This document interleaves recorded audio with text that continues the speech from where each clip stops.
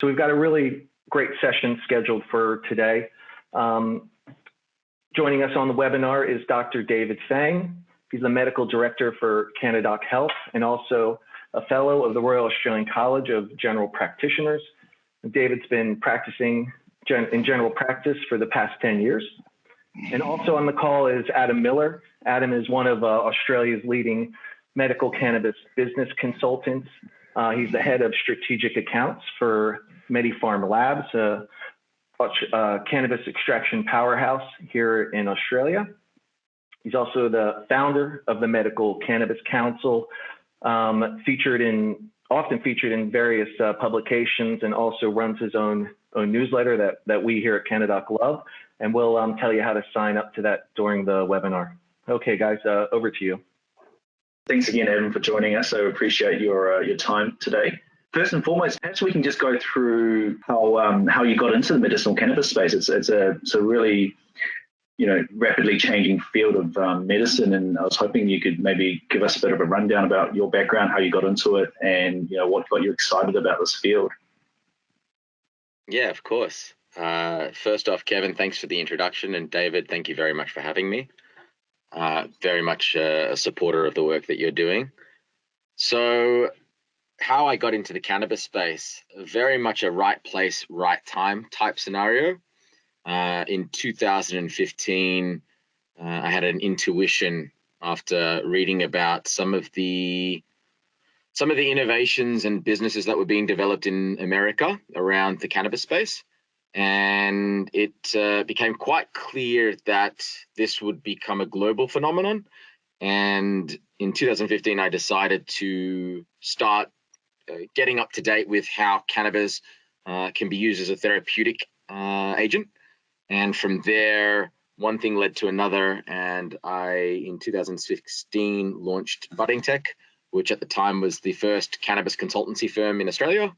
And through that vehicle, I was fortunate enough to work on a variety of different projects, academic, medical, import, export related. If you can name it, it's very likely that I've done it in the last 5 years. So that's the timing piece. And in regards to the why, my mother has been quite ill. She suffered from a mental health disorder for probably since I was a child. And through some research that I was reviewing, I had found that my mother's particular indication could be potentially treated by cannabis. And that's kind of where the personal motivation came in, ensuring that this medical treatment could be available for my mother and people like my mother. And that was really the why that propelled my interest in the space. That's how I got involved, and that's why I got involved. I also believe the therapeutic potential of this plant is enormous, and it's very much timely that we're at a position in society where cannabis and other medical, other medicines are now finally being looked at and received more favorably than they have been in the past, both through public and through the medical communities. Great. And given that you've got such extensive experience and knowledge around the medicinal cannabis space, if you were to take a sort of a bird's eye view about how this industry has evolved over time, and sort of project that forward, 5 to 10 years, where do you see our industry going, and how big is this going to play out?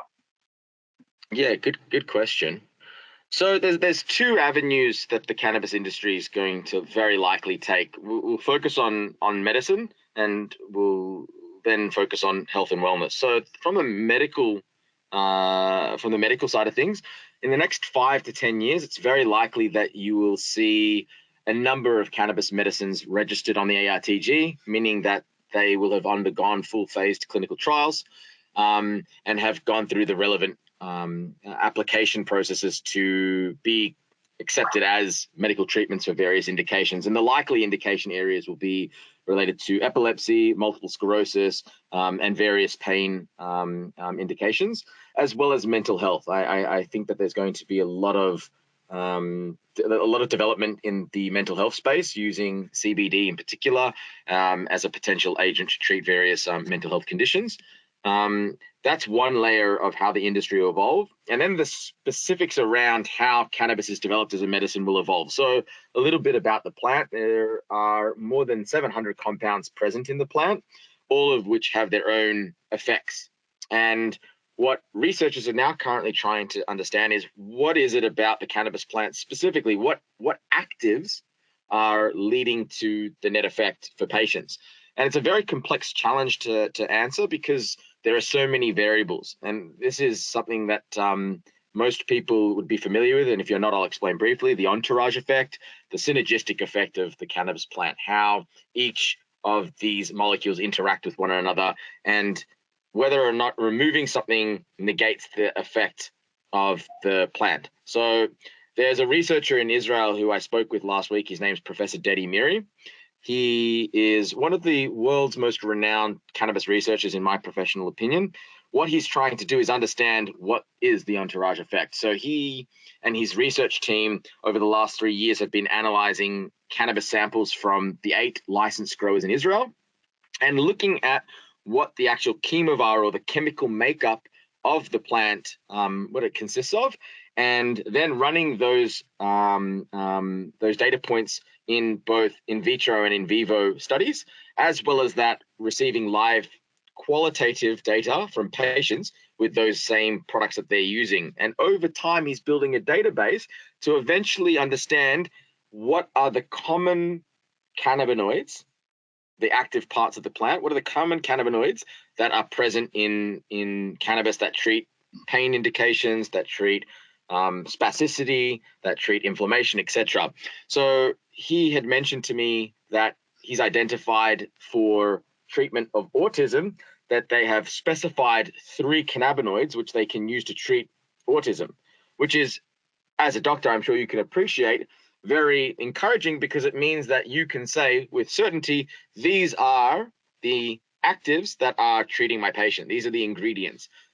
And that's really where I see the future of cannabis evolving as a medicine, specific formulations for patients. Now, we're very, very far away from that reality, because the double-edged sword of cannabis is that it can treat a wide range of indications, but it also means the focus of companies is very far and wide. So rather than focusing on one specific indication, you've got companies focusing a large variety. And as I'm sure you can appreciate, a clinical trial takes, can take a decade. So there's a lot more research to be conducted in the specifics on how cannabis or cannabinoids can be used to treat various indications. So I see the industry evolving in a more scientifically focused direction. That's one area in the next 5 to 10 years. The other area is the health and wellness space.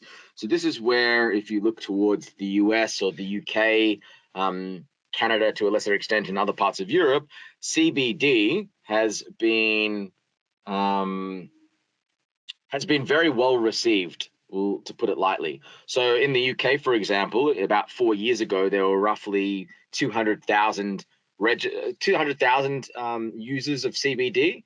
And in the last year, there have been more than 1 million people in the UK that have tried some sort of CBD product. Why? Because it's being touted as a new health and wellness product that can treat or be used for a variety of different purposes. Now, the challenge around this is there's not a lot of quality data that supports the use of small to moderate amounts of CBD to treat or to be used for health and wellness, but it has been rapidly accepted by consumers. And it's very likely in the next year or so in Australia, and over the coming years, you'll see a faster momentum of the adopting of CBD products in the health and wellness space, vitamin supplements, OTC, etc. In fact, the Department of Health very recently released its position or potential position around the rescheduling of CBD from S4 to S3, meaning that it would be treated as an over-the-counter product that can be sold to by a pharmacist. So I think in the next 10 years, 5 to 10 years, the adoptance of CBD products will become mainstream across the globe, and you'll see a completely new market of products such as curcumin and CBD, or melatonin and CBD, a wide variety of different combination formulations for health and wellness consumers using the CBD ingredient. I would say that's very likely to happen over the next few years. So that's my kind of two main predictions, and that's specific to the medical. That's specific to the cannabis application as a medicine or a wellness product. You'll also see evolutions in the way that cannabis is grown, the way that technologies are leveraged to understand how cannabis is consumed. The whole space will evolve as well. But those are the two pivotal areas that I see the industry gearing towards. Great, that's such a fantastic answer. There's a lot of information to unpack from there. So that's very, very useful. Thank you.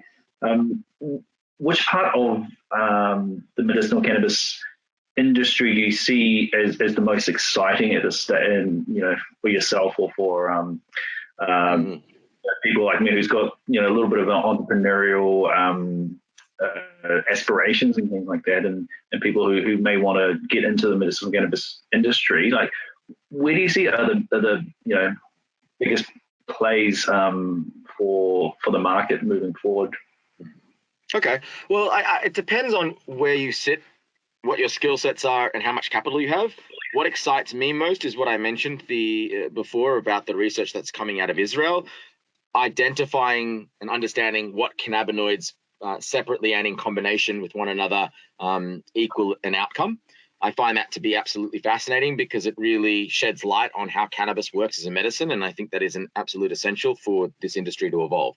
So that's where I see, that's what excites me most. If it were me and I was about to enter the space and I was asking for advice, where would I invest my time, effort, and energy? Well, I do anticipate that there will be, I anticipate that if we're focusing solely on Australia, I think that there's going to be an opportunity for companies to develop strategies around generating revenue with regards to that S3 piece that I mentioned before, the CBD being rescheduled to S3. I think that will open up a lot of opportunity to companies in this space that currently exist, if they've got access to distribution channels in pharmacy. But what I really see is the kind of the next main kind of players in the space will be vitamin and supplement companies that are already selling into pharmacy. It's very likely that they'll start incorporating CBD into their product ranges. So if you go to Chemist Warehouse in about 2 years' time, I would imagine that most of those companies will have created a CBD range of products. Now, I say that with a grain of salt because we don't know what the regulations are going to look like just yet. The recently, as I mentioned, the Department of Health have put forward their position.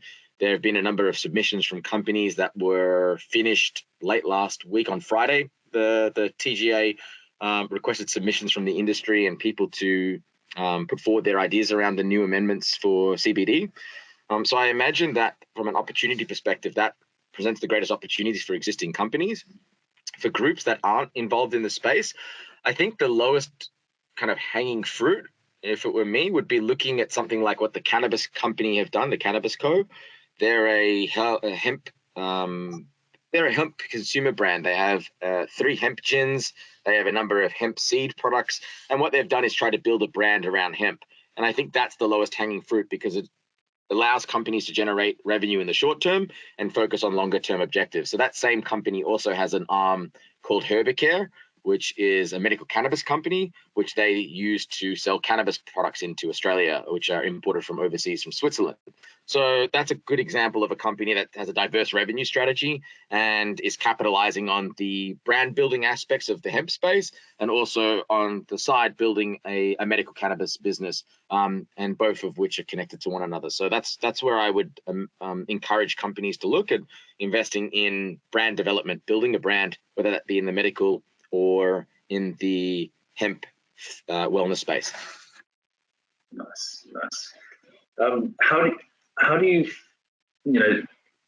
as you're aware, there's some big names currently working in Australia and getting a lot of their products imported from overseas, especially from Canada. how do you see the market in Australia evolving from products, from the products perspective? Are we going to see a lot more production in Australia, and if so, why have we not started seeing that more mainstream at the moment? Yeah, so it's a good question. The reason why we see products coming in from overseas primarily is because there's a limited number of companies that can legally produce cannabis here in Australia, about a handful to be specific. And that's because there's a number of reasons, but the main reason why we haven't seen a lot of activity in Australia is because the TGA and ODC, mainly the ODC, were inundated with license applications. They had the forecast of what they thought would be submitted from an interest perspective for licenses was grossly underestimated. Hundreds of license applications were submitted, and that takes time to sift through. So from a resourcing perspective, the ODC didn't have the relevant resources to go through these applications. And as a result, there are still companies that have been in the application process now for more than 2.5 years that are still waiting for their licenses. So that's why we don't have the local product available. But companies like MediPharm Labs, the group that I work with, Little Green Pharma, and ANTG as an example, do have licenses and permits to produce product here locally, and that's going to start to increase over the next year. And as a result of that increase, so too will the amount of product that's available locally. Now, what that means for for patients is still a question mark from a price perspective specifically, because I would imagine that the costing of the products here in Australia will be pretty much on par with what patients are currently paying for out of Canada. But the greatest benefit that I think will come to Australian patients through the onboarding of more cultivation and manufacturing groups will be the accessibility of products in a more timely fashion. So having products locally versus going through what might look like a 10 to 12 week timeline approval process from an import-export perspective, and the costing associated to importing into Australia, a lot of that's going to be mitigated by having local production. That will bring down costs in certain respects, but you've also got to consider that a lot of these companies are in deep from a finance perspective. Setting up a facility is not cheap, and costs need to be recovered. So how that's going to affect the patient population from a pricing perspective, I'm still not 100% sold on what that's going to look like. So I wish I could give you a more definitive answer, but I do imagine that there will be more product available for patients in a quicker time frame, and perhaps at a more competitive cost. That's what I anticipate will come out of this. But a question to you, David, as a doctor that's prescribing cannabis, what are your thoughts about having local product as a doctor, knowing that you've got a product here locally made by an Australian company versus something that's coming in from Australia? How would you prioritize that product over an imported product? Is it more about cost for you? What are the factors that you consider when prescribing to your patients? Yeah, good question. A lot of the weight at the moment is price-based, because it's a lot of our patients are price sensitive, and because this medication is unregistered and unsubsidized by the government, the cost eventually falls onto the patient, and they're spending on average of $150 to $300 a month on medicinal cannabis. So it's anything to save them cost in the long run is very, very useful. And saying that, a lot of patients of mine are asking whether the products are made in Australia, because there's certainly a preference for Australian made, and I would prefer to use Australian made if I could, but I think the biggest part of it is cost for the patient at the moment, making a decision on what product to use. So it's cost. There's also issues with making sure you use a good reputable brand, something that's well recognized in the industry, and making sure they're all they've got the right certifications, the GMP certifications, and that sort of thing. So, but I would say most of the decision making is probably around cost. quality of the product, the brand itself, and make sure that there's a good steady supply chain, making sure we don't run out of products for patients, because that would be really, it's caused us a bit of frustration in the past when we haven't been able to access a product for a patient when they've been on it and doing really well with it, but they can't access it for a couple of months and you have to switch them over. It's a bit of a headache for everyone involved. So yeah, supply chain, cost, branding, that's probably the big three. And then the fourth one will probably be made in Australia. I think we would love for more manufacturing to occur in Australia, because a lot of patients prefer it that way. But for now, yeah, we're a bit stuck for choice in terms of where we're going from. Yeah, is that the same sort of the feeling that you're getting in the space? I'd say so.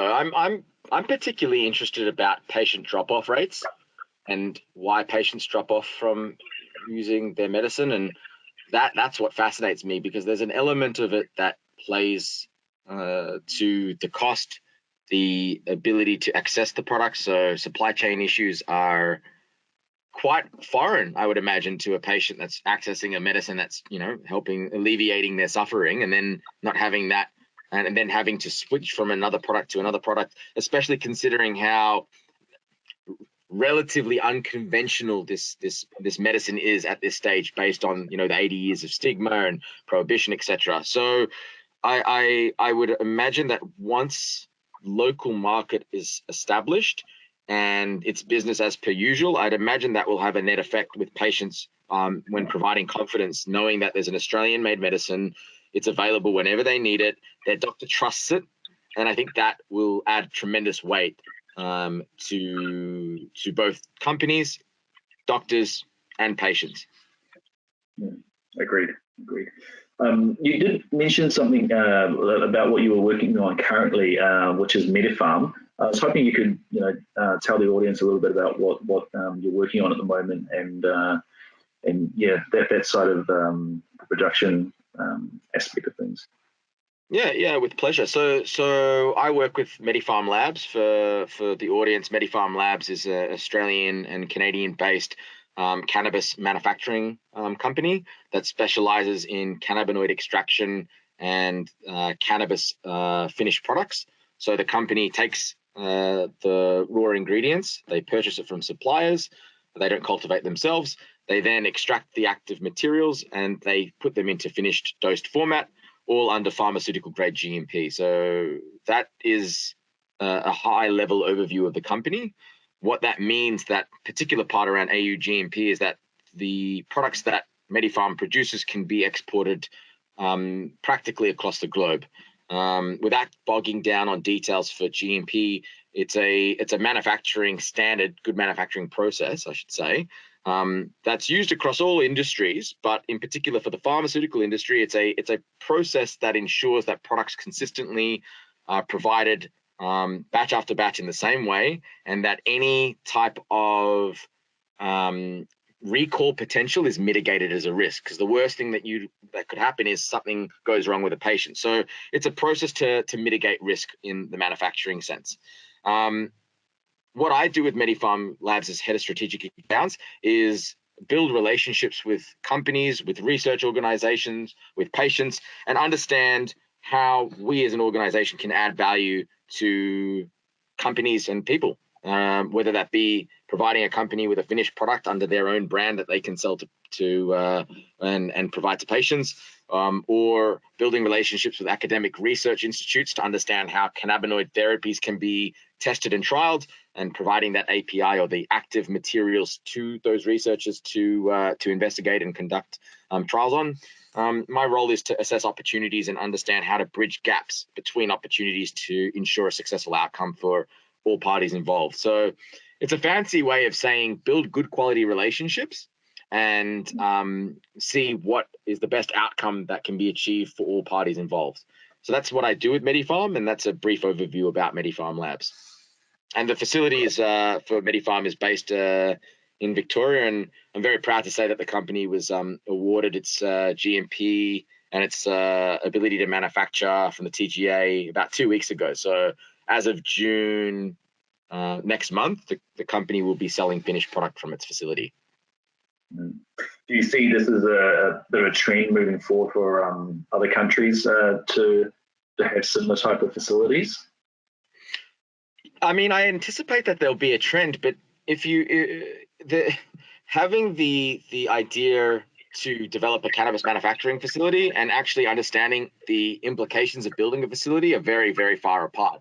If a company is going to engage in or attempt to build a manufacturing facility, good luck. You're in for a minimum of a 3-year journey to get this thing from idea to completion, because building that facility and attaining that GMP is no simple task. It takes years and a lot of investment from a financial perspective and from a human capital perspective. It takes a lot of people to build this. And the CEO of MediFarm, Warren Everett, likes to joke that when he started this project, he had a full set of hair and now he's bald.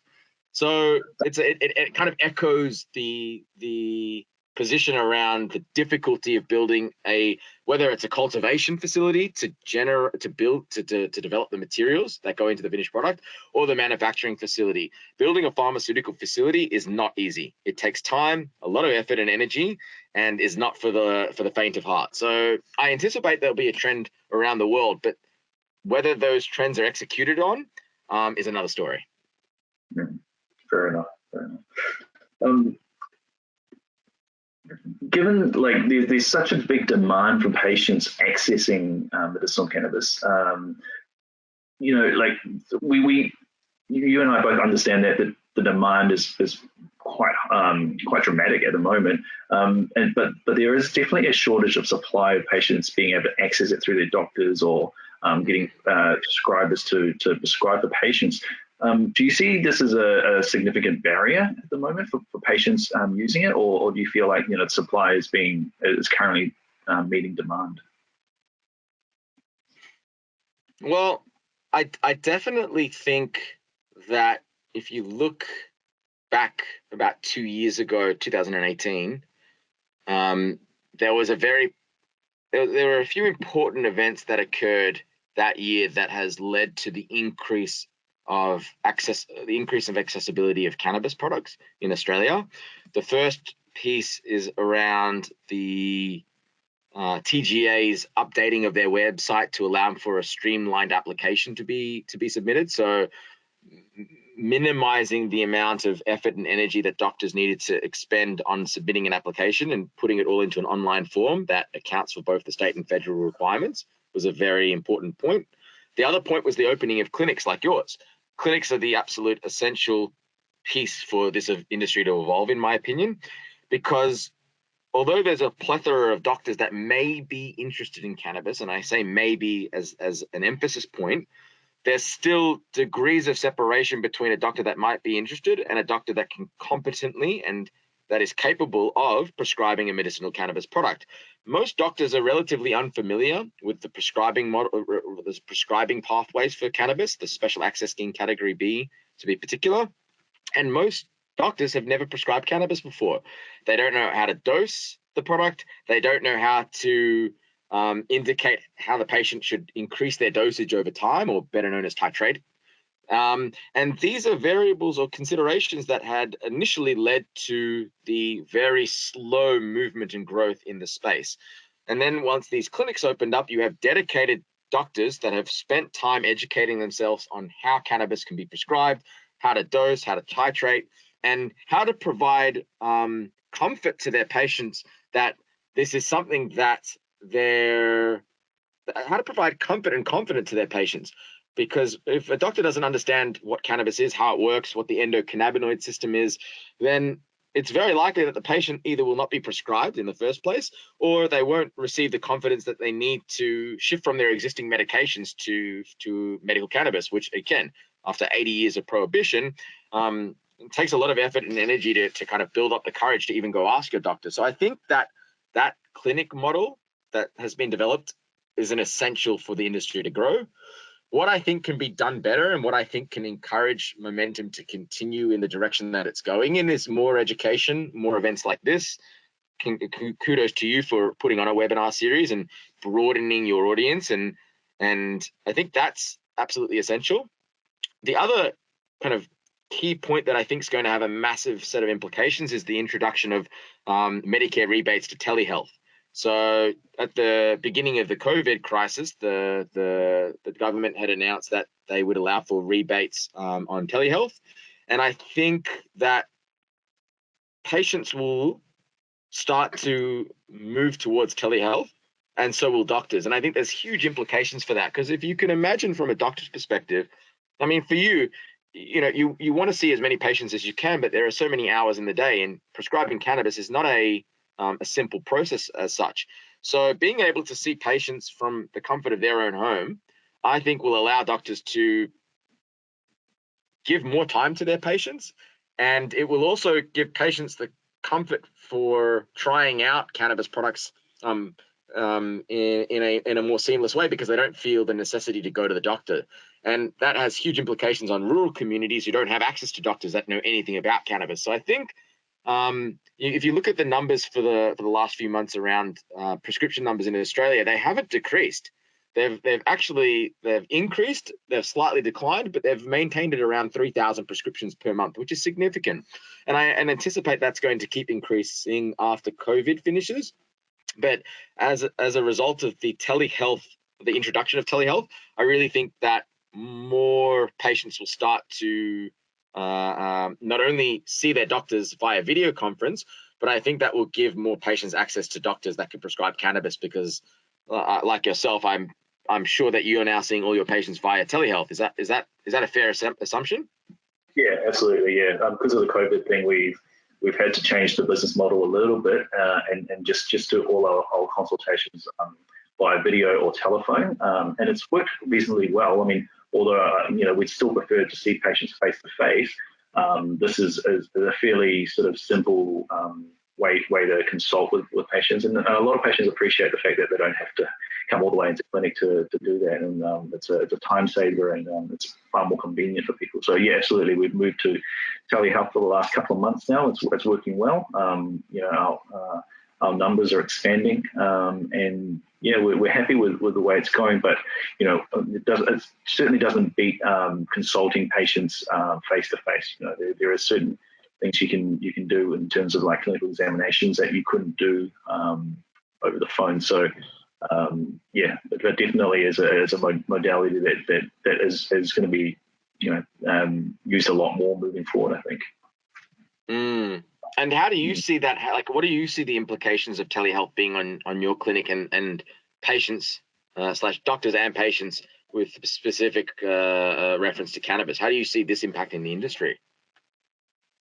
I think it's only going to be a good thing for the industry. The fantastic thing about consulting in medicinal cannabis is that you generally don't really need to do too much in the way of physical examination or almost all of it. A consult can be done over the phone or by video consult, and because most of it is education. It's about telling the patient how to dose, how to titrate, side effects, interactions with their medications.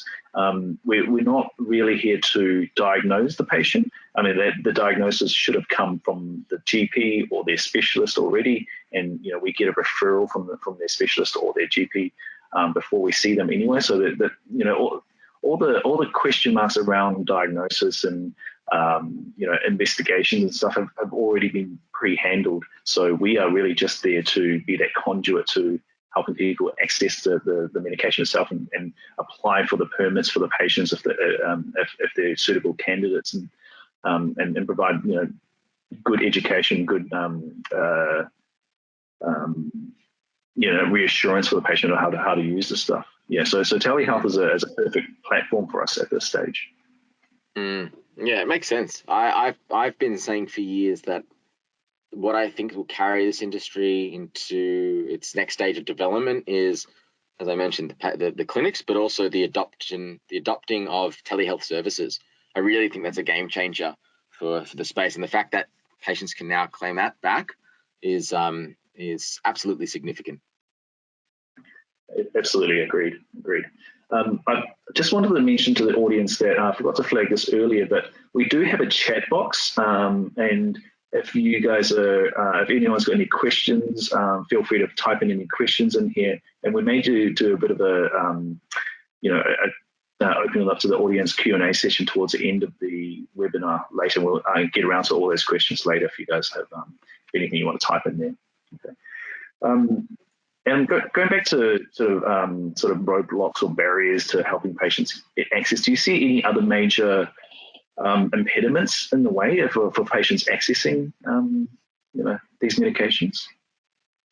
I think it's going to become easier over time. I don't think that I think the main roadblocks have been addressed, or at least most of the main roadblocks. I think that the red tape around the accessibility of the products from a prescribing perspective have been somewhat mitigated.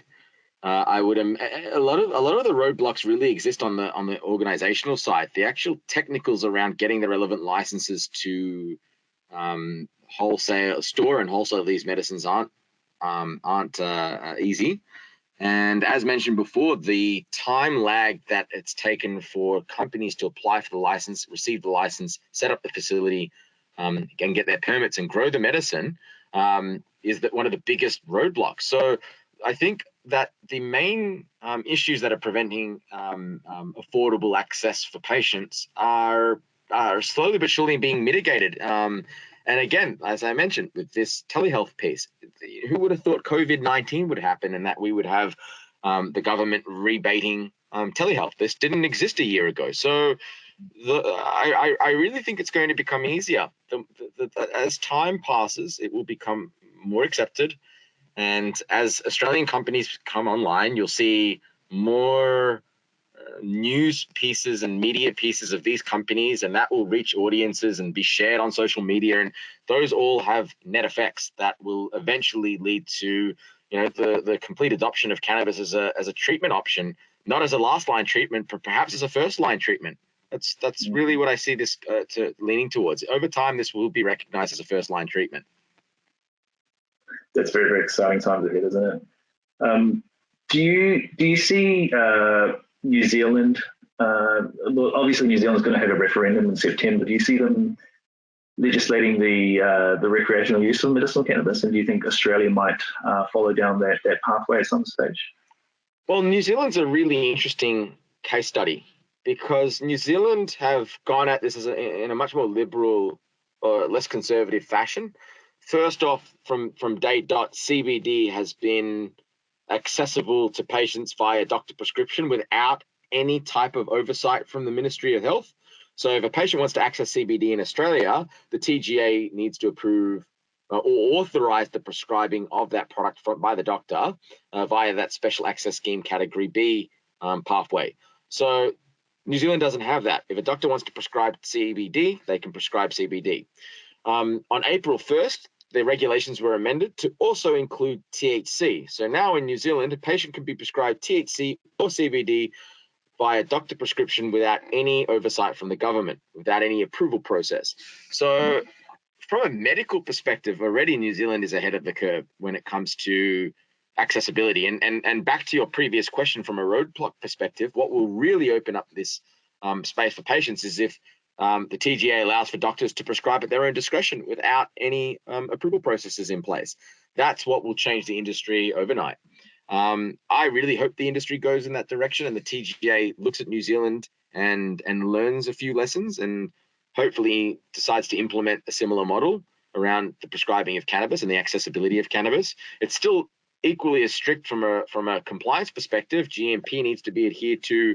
You need to have specific licenses to wholesale and to store, etc. I don't think any of that should change, but the ability for doctors to make their own decision to prescribe without approval from the TGA is essential. Regarding the referendum and the recreational market, I don't know whether that will pass. If it does pass, it will have significant implications in New Zealand, of course, allowing for a recreational market. Whether or not Australia follows in pursuit is still a question mark. They haven't followed in pursuit on the prescription of the ability to prescribe CBD and THC like New Zealand. So I don't know if it will have that much of an effect, but I do think it's a very interesting proposition what New Zealand is doing. And I find the recreational market incredibly fascinating. I am an advocate for drug reform. When it comes to kind of priorities, I think the priority is to get medical right first. Let's ensure that patients have access to safe, reliable, consistent medicines versus opening up a recreational market, because what might happen is the patients migrate to the recreational market, and all of this ability to gather valuable data on how cannabis can be used as a medicine instantly evaporates. So you don't want that to happen. You want to make sure patients have access. So I like what New Zealand has done. They've implemented a system where patients can access cannabis quickly and effectively, and then they'll introduce recreational if it's approved by if it's voted in by the people, which I think is a very appropriate decision. I think I support that, but I also really emphasize get medical right before you introduce a recreational market. Great answer. All right, I wanted to move into sort of a little bit into the future of the medicinal cannabis space. There's obviously been some good innovations coming up in the space, but out of the best innovations that you've seen so far, and what's to come, what excites you most about sort of I guess what I'm trying to say is what are the most exciting innovations that are coming along, or that you'd like to see come along? Well, it goes back to the same point that I started with the research out of Israel. Defined cannabinoid therapies, actually understanding what medicine you're getting, not only from a consistency perspective, but understanding that this product contains this THC, this much CBD, this much CBN, and these terpenes, as an example. The more sophisticated we become with cannabinoid formulations, the better it is for doctors when they want to know, what am I actually prescribing? So the excitement always comes back down to medicine, developing medicines. Next to that stands the innovation in delivery formats. Right now in the Australian space, they're primarily the product space is primarily dominated by oils, just like sublinguals. There are a handful of flower products. There's even a smaller handful of sublingual or soft gel products. And then there's a few outlier products like sprays and wafers that you can put under the tongue for sublingual absorption or buccal cavity absorption. I think that there's going to be a lot of innovation in the delivery format space, whether that be specific vaporizer or nebulizer devices that you can inhale and have a standardized dose. That's an interesting area.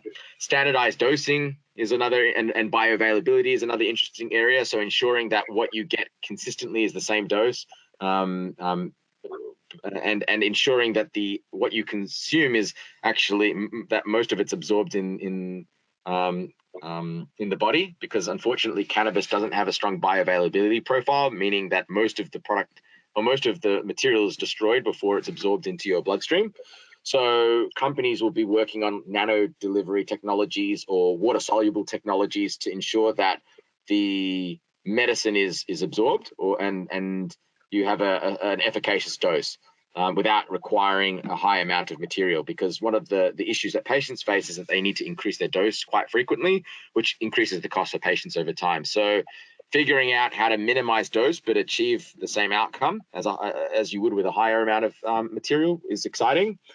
And another area is in the agriculture space, companies that are developing unique strains that are not just THC and CBD. So there's more than 140 cannabinoids present in the cannabis plant, and we've only scratched the surface. THC and CBD are just the beginning. You'll start to see a lot more interest in CBG, which is a precursor to THC and CBD from a cannabinoid perspective. It's kind of like the grandfather of cannabinoids. It's the first cannabinoid at the top of the chain. So you'll see products that are developed from minor cannabinoids. So THC, CBD are the primary ones. CBG is the next cab off the rank. There's some interest in THCV and the acid formats of cannabinoids. So THCA, CBDA. So to kind of like summarize what I just said in a simpler fashion, what I'm excited to see is cultivators developing strains with higher amounts of cannabinoids that are not THC and CBD, but other cannabinoids, and seeing how those products are productized and what are the results from a research perspective for the medical application of those products. So those are the areas that I'm quite excited to see unfold over the coming years. Awesome. I'd love to see that happening as well myself.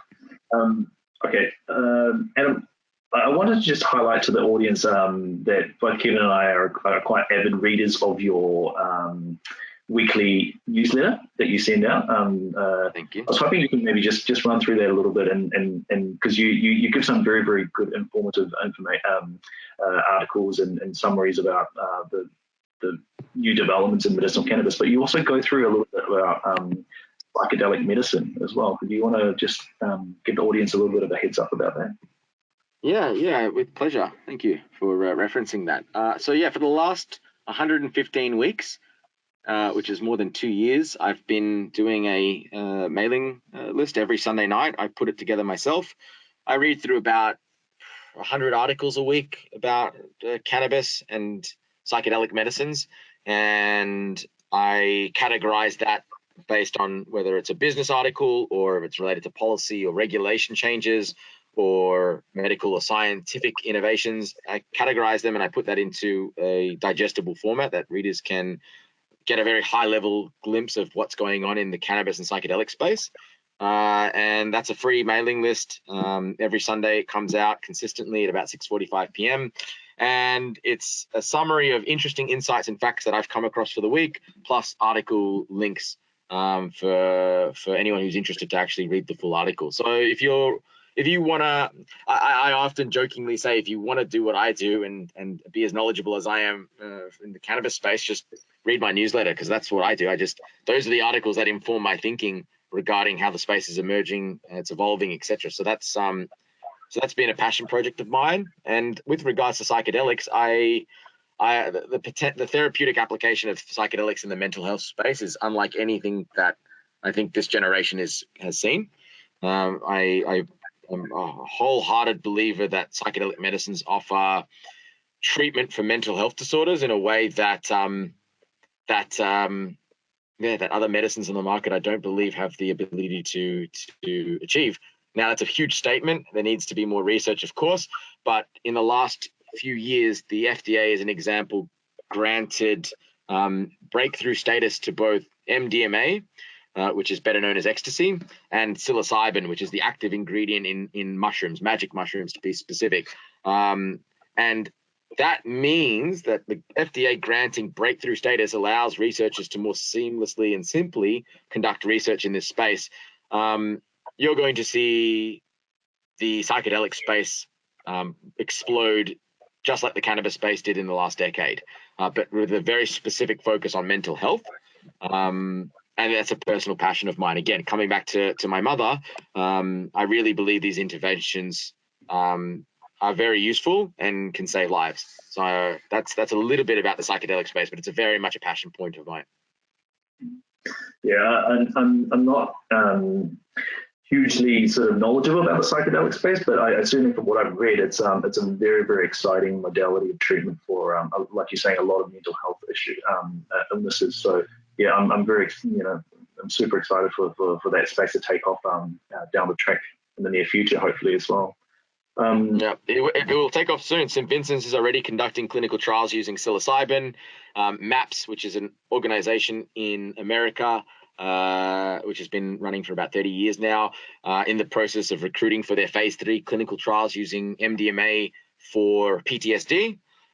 This is absolutely astounding. So for the audience, a clinical trial process has 4 stages to it. Once you get past stage 3, your medicine can be sold across the globe and can be listed on the ARTG as an example. So it's very likely in the next 3 years or so, MDMA will be prescribable for patients with PTSD.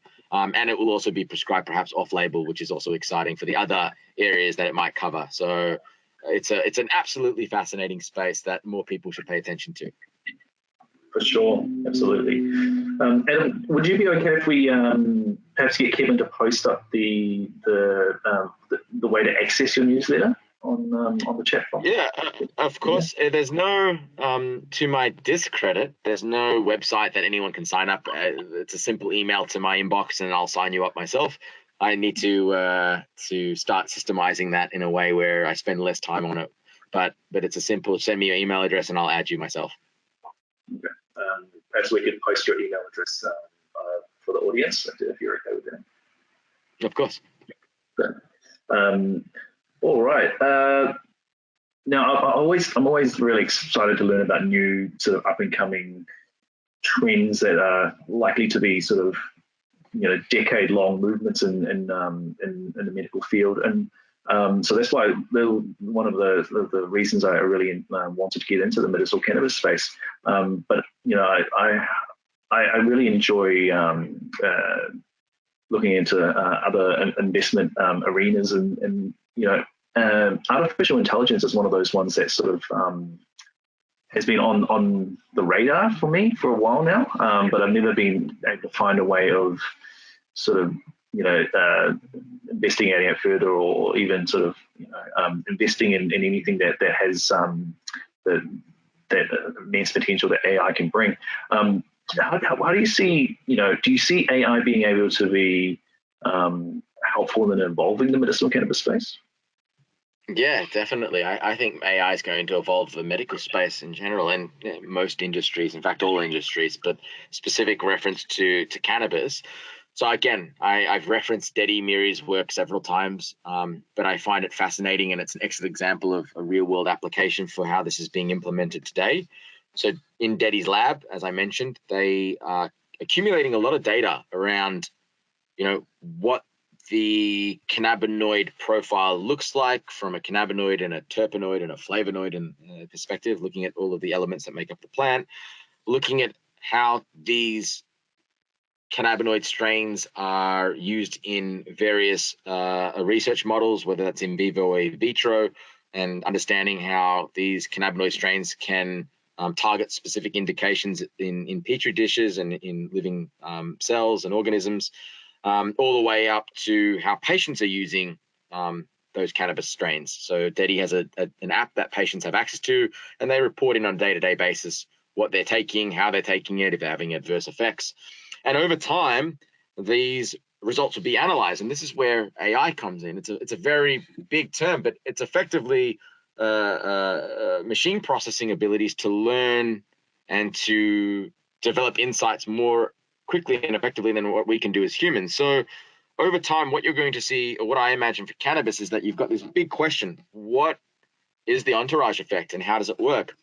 And eventually there'll be enough data points available where you've got an algorithm that can be built to analyze this information, mass amounts of data, and start to pinpoint where there are commonalities in patient treatments and cannabinoid strains. So eventually over time, you'll be able to identify what are the cannabinoids that are most commonly effective in treating specific indications. And that has huge implications for the cannabis industry at large once that data is accessible and available. So I see AI playing a role in helping patients and doctors and companies understand what's actually leading to the effect of the medicine, but also on a simpler or even in another real world application or example where there are companies in the States and Canada that use DNA testing to understand where patients are likely to benefit from cannabis use. So they'll take your DNA, they'll look at what indications you might be prone to, and they'll recommend cannabis strains that could be used to treat those indications. Now, this is a bit kind of borderlining pseudoscience, because you still need to understand that although you might have a cannabis strain that has, let's say, beta-caryophyllene, which is used effectively to treat pain, it's a great terpene in conjunction with THC, which is an analgesic. But it's used in combination as an effective. It could be used in combination, I should say, as an effective pain relief product. Now, just because someone is prone to certain pain conditions doesn't mean that a cannabis strain with those two components in it will work, because there are other variables. But what these companies are trying to do is bridge the gap between your genetic data and how cannabis could be used to support your potential pain, or if someone is prone to Alzheimer's, they might recommend a strain that has, let's say, pinene, which has been shown to have effects on memory loss, positive effects on memory loss. So people can start to tailor cannabis products specifically to patients based on their potential or current indications. So that's where I see AI playing a significant role in cannabis in the medical application. But then even on a small scale, or around the growing application of cannabis, using data to understand the efficiencies, how you can gain a more output from having less input, and looking at how to optimize your lighting systems and your grow cycles and how much water or nutrients that you're using, and analyzing those results over time. So that's where artificial intelligence is going to play a huge role in cannabis and generally across all industries, because it will help people understand how to leverage data in a way to achieve outcomes. That's a very non-technical answer, but that's how I see cannabis and AI interacting with one another. Absolutely. I think it is going to be a huge paradigm shift once we get AI involved in analyzing the data in such depths. And before we get into the audience questions, I wanted to ask you one more question from my own sort of personal interest. I often have a lot of patients ask me about investing in the industry itself. And we often end up chatting for quite a while about stocks and stock market plays and things like that. Now, we've noticed that cannabis companies have gone through a bit of a downturn recently. We've had in the last few years, we had a massive boom cycle, and now we're into the bust cycle of it. And there's been a massive slowdown in financing aspects of cannabis companies. Can you, in your expert opinion, can you give us a little bit of insight as to where you see it's heading, and first of all, why that's occurred, and where the market's heading? Yeah, I'm not a stock advisor as an FYI. This is just my perspective.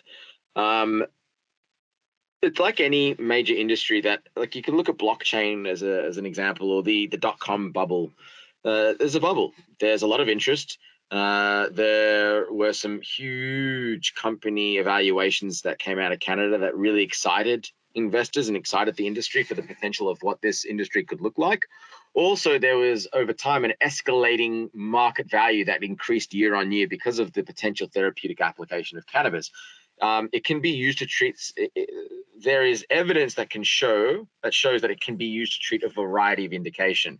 That's still the meat on the bone. Still needs to be kind of carved off on that one, and we need solid data to understand how cannabis works. But the excitement of a potential industry with so many touch points from both a medical and a recreational market led to an excited investor base. Now, a lot of companies launched, made some announcements, purchased some assets in different countries, and expected that cannabis would be legislated across the world in a way where markets are accessible. But that's not the case. It's moved really slowly. Look at the UK, for example, which has had cannabis regulations in place since 2019. There are less than there's less than a few hundred patients that have gained access to cannabis in that time frame. Very slow uptake because of the fact that we are dealing with something that was prohibited for almost 100 years. So as a result of this, the hype eventually transitioned into the question around where's the revenue, where are the profits, and how is this company growing? And because not a lot of companies are demonstrating that value at this stage, they haven't demonstrated a significant, what I call, product market fit, which is moving from startup phase to operational phase where you're actually generating meaningful income. Not many companies have successfully been able to do that as yet. And eventually the bubble starts to burst because you've got more companies coming in, raising capitals, and that's at the bottom of the funnel. And at the top of the funnel, where there are companies that are mature, they're not generating meaningful or healthy profits. And eventually investors start to ask the question, well, when are these companies going to be able to commercialize, and when are these companies going to be able to return some value on my investment? And because there haven't been many companies that have been able to successfully do that, investors have lost confidence. As well as that, we're going through a corona crisis that's likely to put the world into some sort of financial crisis unlike anything it's seen before. And that causes people to pull back on their investments. And one of the first investments that will go will be these kind of like hot pot stocks, because there was a lot of hype. The hype has boiled down now. And because there hasn't been meaningful returns, a lot of these investors are pulling out.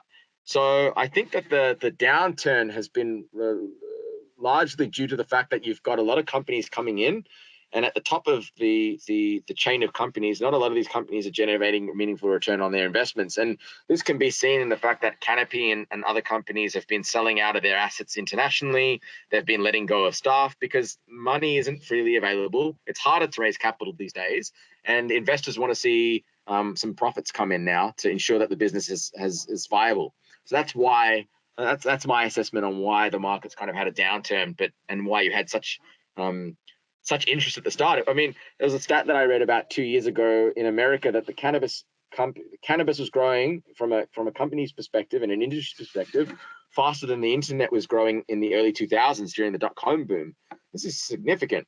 Also in Denver, Colorado, there are more dispensaries than there are Starbucks outlets, which if anyone has been to America and knows how many Starbucks outlets there are, you'd be astounded. You've basically got a Starbucks in every corner. So those hype pieces encouraged a lot of early buy-in, and now investors are wanting to see more than just a press release around, a potential agreement that isn't definitive.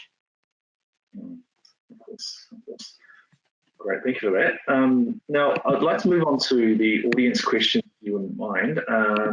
So first and foremost, we got a question from Jason, who asks, what kind of symptoms can medicinal cannabis help with in spinal patients?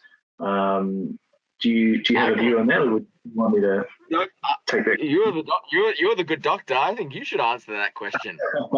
Okay, sure. Well, Jason, we have seen quite a few number of patients with spinal cord injuries in our clinic, and these are patients often who suffer a lot of chronic pain, predominantly neuropathic type pain, so nerve-related pain, which could be burning, it could be stinging, it could be electricity sort of shooting through your body type of pains, and occasionally some phantom pain as well.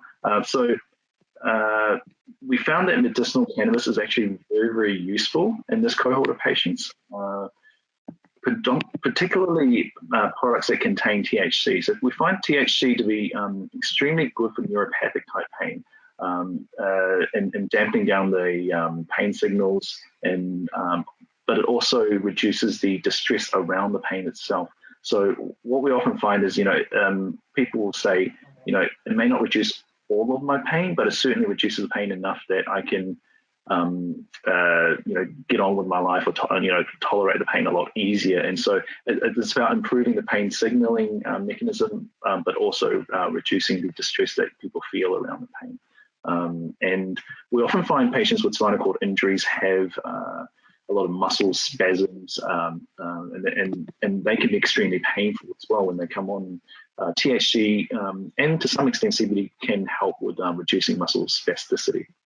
So it's combination therapies like CBD and THC, oils, or sprays and things that have been used in other conditions that have contain a lot of spasticity as their predominant symptoms, like multiple sclerosis. So yeah, so THC and CBD to some extent will be good for pain and spasticity and neuropathic type pains as well.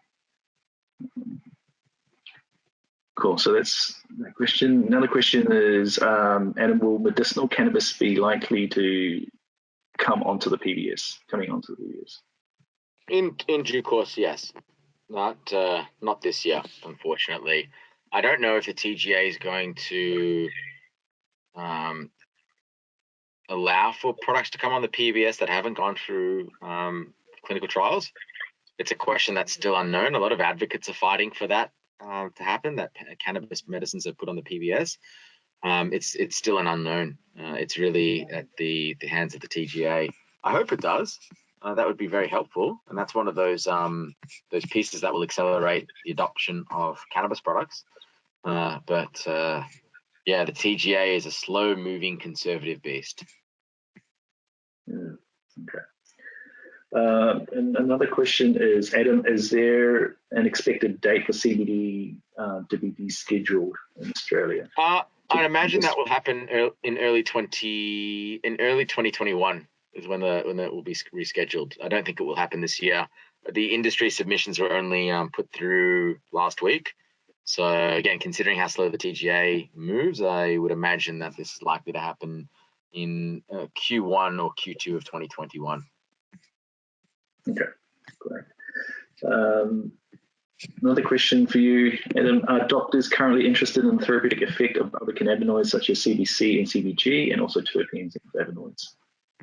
Well, I'm not sure about their interest in CBC and CBG, although those are interesting cannabinoids.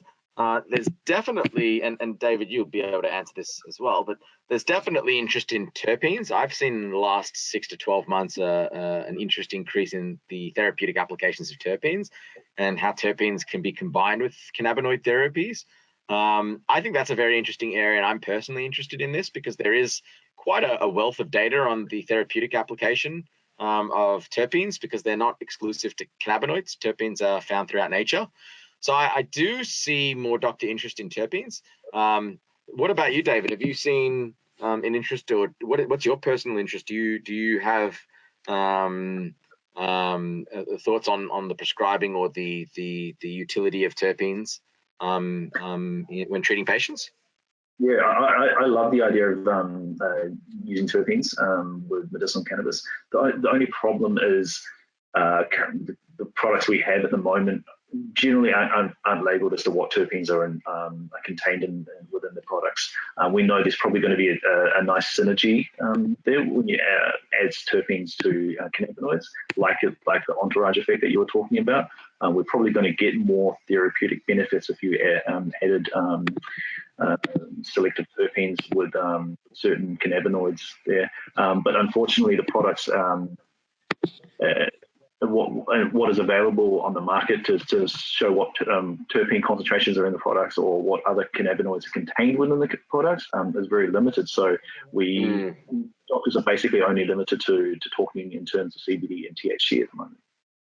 Yeah, that doesn't surprise me. I think that in due course there will be more sophistication around what actually goes into the product from separating from THC and CBD. There'll be more requests for doctors wanting to understand what terpenes are available in the product. And again, it comes down to that commonality piece. If doctors are identifying that beta-caryophyllene, which I mentioned before, is commonly associated to products that are prescribed for pain, then that's also encourages doctors to look out for those products to prescribe. So it's kind of that marker that creates an insight marker for doctors that are paying attention to what goes into the product. But that will evolve over time. Agreed. Another question, in terms of patient access, should patients seek access through an authorized prescriber instead of through SAS arranged by their local GP? And if so, why? Again, David, I'll revert to you for that question, considering that you're a prescriber. Yeah. Well, I guess whether they're authorized prescribers or they're doing it through the SAS application scheme, essentially you're going to get, at the end of it, same sort of products. It's really about, I guess, the knowledge that the doctor has about this stuff, and how well do they know the product, how well do they know how to titrate, what to look for in terms of side effects, what sort of interactions can occur. And so experience is an important thing. If a GP is only prescribed, 1 or 2 scripts in the last 12 months, then I would say maybe be a bit cautious as to making sure that they have enough experience behind them before embarking on this. So I personally don't really mind if GPs are prescribing, as long as they've got enough knowledge to back up what they're actually doing. Because unfortunately, I've seen some doctors prescribing products that may not have proven to be that appropriate for that specific indication. So that sort of thing does happen from time to time. Yeah, that makes sense. Further question, Adam. The single licensing framework implemented by ODC, is this in effect now or still in the amendment stage? I don't think it's in the amendment stage. I'm not sure if it's. I think it's in effect. I think it's in effect, but I'm not entirely sure. I haven't looked into that for quite some time, but I don't. It's definitely past the amendment stage. The editing or the tweaking of the details. So sorry, I don't have a concise answer for that question. Okay. And another audience question: what's the actual clinical proof on CBD impacting spasticity? Yeah, I'm not a doctor. I can only reference what I've read. But when you've got a doctor, I'd ask you that same question. Yes. Well, there is a PBS approved medicinal product called Psychedelics, which is approximately 50% CBD, 50% THC, which has been approved for multiple sclerosis. And a lot of those symptoms in MS are related to pain and spasticity. So there is, and to get PBS sort of authority to be able to prescribe this medication, it means that there's been good clinical evidence based on these sort of products before it can be approved. So there is some clinical evidence there. I can't give you the exact names of the papers at the moment because I just can't rattle them off the top of my head. But from a spasticity perspective, we know cannabinoids can be helpful, but probably most of the heavy lifting is done by the THC component rather than the CBD component. All right, and then another question is, how can you encourage GPs to open their minds and have accurate information regarding cannabis use for medical reasons? Someone close to me asked a GP in a large regional centre in Victoria and was told if it became known I was prescribing that, I'll have every druggie lining up at my door. Absolutely no. Interestingly, what a comment. Yeah. Oh, interesting. That's unfortunate to hear. The neurologist in the same regional town remarked that we do not use that as we don't have enough knowledge regarding the long-term effects. Please, education. I would agree with that. I think there is still a lot of stigma and concern around medicinal cannabis and how it can sort of harm. There's a lot of myths around medicinal cannabis and how they can be harmful for people. Would you agree with that, Evan? Yeah, I'd say so. There's a huge lack of education. Any doctor that puts that type of comment forward clearly doesn't understand how cannabis works in the human body, and that's fair enough. It's relatively new science. Started coming out in the 1960s. The endocannabinoid system is a fascinating physiological system that operates across your 11 main physiological systems in the body. It kind of acts as a communication conduit to ensure that anything that's overworking. I'm just trying to explain this in a really basic way. Anything that's overworking slows down, and anything that's underworking speeds up. It really helps balance out various systems in your body to ensure that you maintain a state of homeostasis. So it just so happens that the cannabis plant beautifully binds to the receptor sites across the body that this system that is built around this system. So when the doctors say that druggies will line up out their door, it might be true, but they'd be lining up for healing purposes, for maybe opioid replacements or pain replacements, because they've been unfortunately prescribed medicines that have some pretty nasty side effects. So that kind of a comment's quite naive, but it's understandable because, again, there hasn't been. You're dealing with thousands of doctors, and only a handful of those thousands actually know what cannabis is, how it works, how to titrate, how to dose, etc. So it doesn't surprise me that comment's been thrown out there, but it's disappointing nonetheless. Agreed. Well, I think that's pretty much all of our questions from the audience today. did you have any extra pearls of wisdom that you wanted to offer the audience before we wrap this up? Nothing specific comes to mind. I'm very much appreciative that everyone tuned in. Thank you for your interest. David, thank you for taking the courage to prescribe cannabis and becoming a doctor that specializes in this space. There's not enough of you, so deep gratitude to you for this. And it was an absolute pleasure. I really appreciate being here. Right. Well, we really enjoyed having you on this webinar. Thank you so much for attending. I understand your time is very valuable.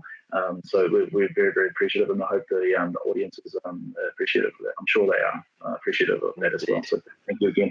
Hopefully, if you're up for it, maybe we can do a follow up later on in the next few months to just pick your brains again. Yeah, I always enjoy a quality conversation. So you just let me know when. Great. Awesome. Thank you so much for your time. My pleasure. Take care and all the best.